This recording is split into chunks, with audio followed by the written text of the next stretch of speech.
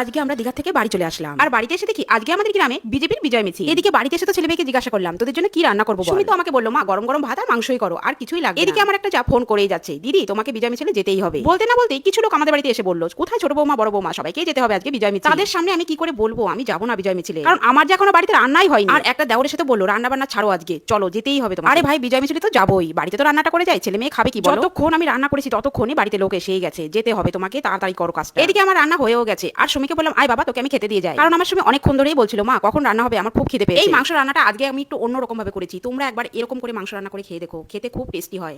কেন হেলিকপ্টার কাকিমা তুমি কি বিজেপির নেতা? अरे भैया धोखा देख लियो। कौन है ये लोग?